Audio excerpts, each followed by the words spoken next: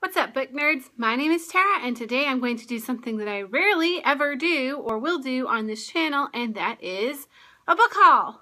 Now, I know I just posted a video a couple of days ago about my book buying ban, and there is one exception to that, or a few exceptions to that, one of which is that I'm able to purchase books from the used bookstore using credit from books that I turn in and sell to the used bookstore. So I'll start with the 12 books that I got from the used bookstore. Like I said, I turned in 2 bags of books and came home with these ones that represent some things that I read in the past, maybe in high school or college, that I want to reread, or books that I consider classics that are on my list of like 50 books that I want to read before I die, which are all pretty much classic books. So the first one of these is Crime and Punishment, which I read in my 12th grade AP English class, which I remember really liking. It was a really slow read, but I found it to be a very enjoyable one, so I would like to revisit that at some point in the future. Next, I have Nathaniel Hawthorne's The Scarlet Letter. I was very disappointed in 11th grade when my AP English class was the only one that did not read this book, so it's relatively short. Why not read it now? Yeah, I could have gotten to it in the other 12 years since high school. Excuses, but now it's on my shelf for when I'm ready to give it a go. Then I got One Flew Over the Cuckoo's Nest by Ken Kesey. This has never come up on a syllabus for any class that I've been in, but it seems like something that I want to read because I think this has come up on lists of sociopaths in literature, which is something I'm very interested in. So that's what put it on my radar for my lifelong reading list. And then I also purchased The Metamorphosis and Other Stories by Franz Kafka because I read E. Lockhart's The Fly on the Wall, which is based on this story, so I figured I should probably read the original story in full, even though I'm relatively familiar with it. And, it's clearly relatively short because it only takes up about half of this book, and it has other stories in there as well. So, then, these are not in order. The Time Machine by H.G. Wells. I actually have read this relatively recently, and it's also very short. So it's not one that I plan to reread anytime soon, but I wanted to own it because I remember reading this book in the 6th grade and it really stuck with me. So I read it maybe 2 years ago, and there's just something about it that is the kind of book that I want to have on my shelf because of the themes in the text. So now I own it. Then spoiler, it's Anna Karenina. War and Peace is like a book that everybody always talks about when they think about what's the hardest or longest or chunkiest book that you could want to read. But I don't really want to read War and Peace, at least not yet, maybe one day. But Anna Karenina is one that I think I should read in my youth. Am I still young? I don't know. Even though it's really chunky, I might set myself a goal next year to see if I can work my way through it. But it's one that I've always heard a lot of things about. Actually, don't really know the story. I know I looked at it when I was in the store, but Anna Karenina, probably the length of all the other ones combined so far. Then I got Albert Camus's The Stranger, which also, a lot of classics are not actually that long, or at least the ones that I picked up.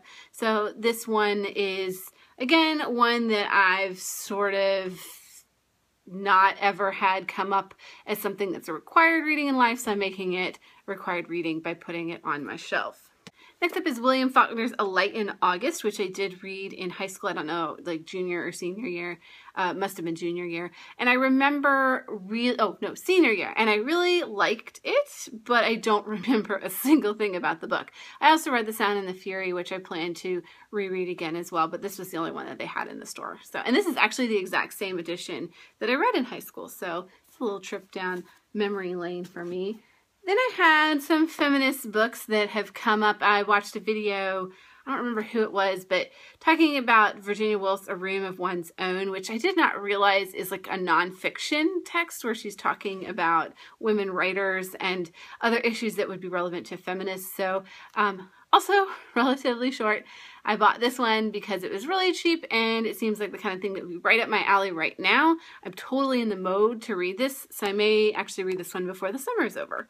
And then I also picked up Miss Dalloway because it was on the shelf. I wanted a more like classic cover than this one, but this is what they had, so this is what I bought.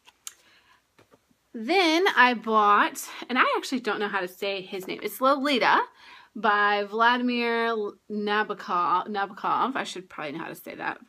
I read a book called Tampa this year, which was about a female pedophile, and so many people compared it to Lolita. I've always wanted to read Lolita because I love getting inside of creepy people's minds. I also bought Night by Elie Wiesel. I should also know how to pronounce that. And this is a memoir from the Holocaust, which I used to have in my library. We had a class set when I was a librarian, and I always thought, I'm going to read this book. I'm going to read this book, and then I never did. So I saw it on the shelf, and I knew that I had to have it because I have a very big interest in Holocaust fiction and nonfiction because I'm just so drawn to the stories of that time period. And this is one I feel like is pretty classic in that genre, and I need to have read it.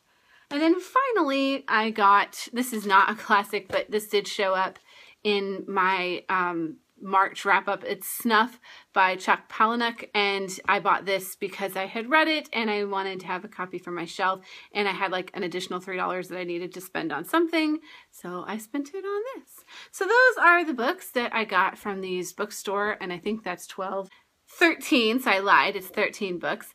And then I also got a couple of books from the library that are of interest. We are allowed to check out library books for 3 months, so it kind of feels like these are my own because I get to have them for so long. I got Kids on YouTube, and then this one, which is really good, which is Shakespeare and YouTube, New Media and the Bard. The last chapter in this actually is very interesting about how YouTube is useful in classroom contexts. So these are books that I'm reading in preparation for my dissertation, which is going to be on YouTube. So I won't read them necessarily in full, but that's also something that I'm working through. And for academic books, I had to make one purchase this month, or this season, I guess, and that is Gender Trouble by Judith Butler. Very classic feminist text. It's the one that kind of tells the difference between, or theorizes the difference between gender and sex. So gender is a societal construct and sex is a biological one. Okay, so don't tell my teacher this, but I'm probably not going to read everything word for word. Other grad students can commiserate on this. It's just not possible, but I want to eventually, and I'm just glad that I'm finally crossing my eyes over many of the words in the book so that it can go on my shelf as something that I have read and discussed in some sort of academic context. I did receive 2 books for review this month, and review is a little bit of a loose term here, but I got Pretty Ugly by Kirker Butler, which is a book about beauty pageant queens. I'm kind of obsessed with like Dance Moms and the pageant shows on TLC because it's just a weird little look into like this weird world where people of lower and upper socioeconomic statuses kind of come together in this strange female pageantry. It's very fascinating to me on an intellectual level, and so this is just a fictionalized account of a family that's kind of ruined and falling apart from this culture. So I do hope to read this. I'm a little bit excited that it came in the mail. I requested it. And then this one I didn't necessarily receive for review. It's The Remedy by Suzanne Young. It is a prequel to her series The Program, which experiences like a dystopian society based on depression. And if you get depressed and suicidal, they send you to this like very dystopic program to fix you from your feelings. I did not like those books. And so, you know, full disclosure, I got this from the publisher and I'm doing a giveaway of it, but there's no review obligation. So this is actually, when I do that, they send me a copy and then I do a giveaway. Whenever I get the chance to do a giveaway, I jump on that because I know other readers may be interested in the series. And I have seen that some people who did not like the original duology do like this one, so I may still give it a chance. Otherwise, I know that there are some kids that would be interested in this that I'll just give it away to. So no review obligation there, but I thought I'd show it because it's something that I did receive in the mail. And then finally, I got 2 books from NetGalley or Edelweiss that I requested for review that are worth sharing here. I don't have the physical copy, but I'll put the covers up. The first one is Feminist Pedagogy in Higher Education, Critical Theory and Culture, and though I'm not currently teaching in a women's studies department, I may one day teach in one, so feminist pedagogy is of interest to me and how I would teach that in a college setting. I'm getting a feminist studies certificate, graduate certificate, so that's a very clear possibility, and I want to make sure that I'm prepared for that.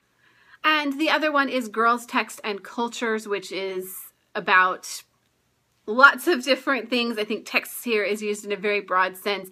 Definitely something that I'm interested in because I'm interested in gender, I'm interested in literature, and I'm interested in culture and the sociocultural aspects of education. So there's a cat.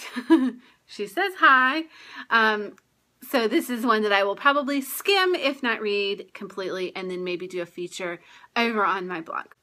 I'm not necessarily going to be reading all of these in the near future, especially the classics. They're things that I'm just kind of building my collection for when I get done with graduate school, when I have more time to read things that are a little bit more thought intensive, but they are things that I'm very happy that I own and that were very deliberate decisions to purchase them. Hopefully going to get to at least 1 or 2 of them by the end of the year and share those with you when I do. I probably won't have another book haul for a very long time, so if you have any books that you've bought, I kind of love to live vicariously through all of y'all, so definitely keep on with your book hauls. I enjoy watching those. Share those with me. That's all for right now. Thank you for watching, and I'll see you next time. The first one is Feminist Pedagogy in Higher Education, Critical Theory and Culture. The first one is Feminist Theory in Higher Education, Feminist Pedagogy. The first one is Feminist Pedagogy in Higher Education, Critical Theory and Culture. I got it right and I looked away. The first one is Feminist Theory in Higher Education. Feminist Pedagogy. I'm talking too fast today. Calm down, Tara.